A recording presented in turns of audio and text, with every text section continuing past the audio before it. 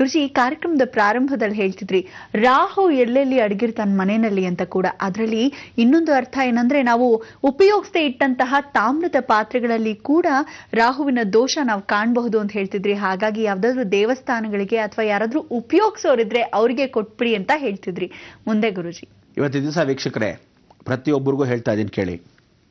ಜೀವನದಲ್ಲಿ ಪ್ರತಿಯೊಬ್ಬ ಮನುಷ್ಯನೂ ಮುಂದೆ ಬರ್ತಕ್ಕಂಥ ಅವಕಾಶ ಇದೆ.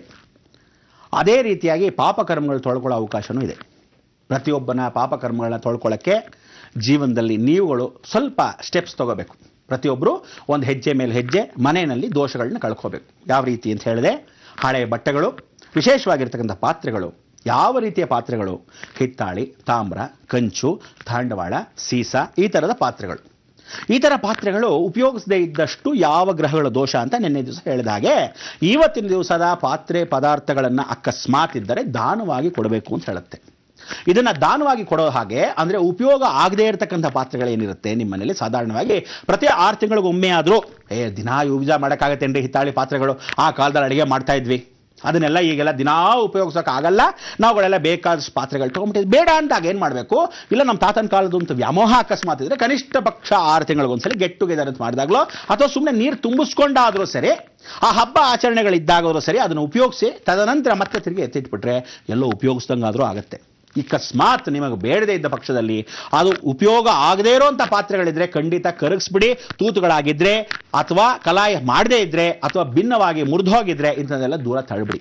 ನಿಜಕ್ಕೂ ಹೇಳ್ತೀನಿ ಕೇಳಿ, ಯಾವ ಕಾಲಕ್ಕೂ ಇಂಥ ಒಂದು ಜೀವನ ಮಾಡೋಕ್ಕೆ ಸಾಧ್ಯನಾ ಅಂದರೆ ಖಂಡಿತವಾಗ್ಲೂ ಇದನ್ನೆಲ್ಲ ದೂರ ತಳ್ಕೊಳ್ಳೇಬೇಕು.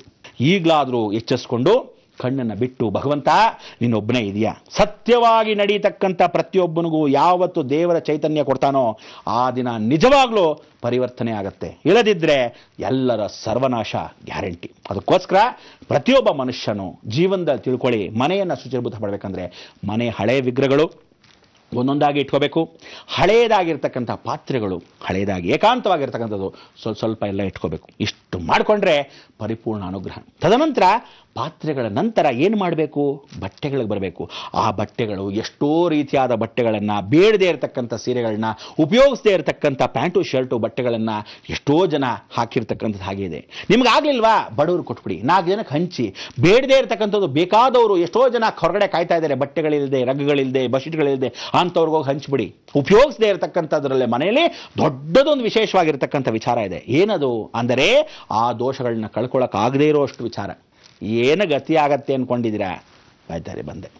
ಗುರುಜಿ, ಅಂದ್ರೆ ನೀವು ಹೇಳೋ ಪ್ರಕಾರ ಅವಶ್ಯಕತೆ ಇಲ್ಲದೇ ಇರೋಂತಹ ವಸ್ತುಗಳು, ಅಂದ್ರೆ ನಮ್ಮಲ್ಲಿ ಒಂದು ನಂಬಿಕೆ ಇದೆ ಭಾರತೀಯರಲ್ಲಿ, ಪ್ರತಿಯೊಂದು ಅಣುವಿನಲ್ಲೂ ಪ್ರತಿಯೊಂದು ವಸ್ತುವಿನಲ್ಲೂ ಪರಮಾತ್ಮನಿರ್ತಾನೆ ಅಂತ.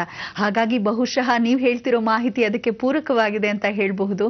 ನಮಗೇನಾದ್ರೂ ಉಪಯೋಗ ಇಲ್ಲ ಅಂದ್ರೆ ನಾವು ಅದನ್ನ ಯಾರಾದ್ರೂ ಉಪಯೋಗಿಸೋ ಅಂತವ್ರಿಗೆ ಕೊಟ್ಬಿಡ್ಬೇಕು, ಅದು ಒಳ್ಳೆಯ ಧರ್ಮ ಅಂತ ಹೇಳ್ತಿದ್ರೆ, ಇಲ್ಲಾಂದ್ರೆ ದೋಷ ಸುತ್ಕೊಳ್ಳುತ್ತೆ ಅಂತ ಕೂಡ ಹೇಳ್ತಿದ್ರಿ.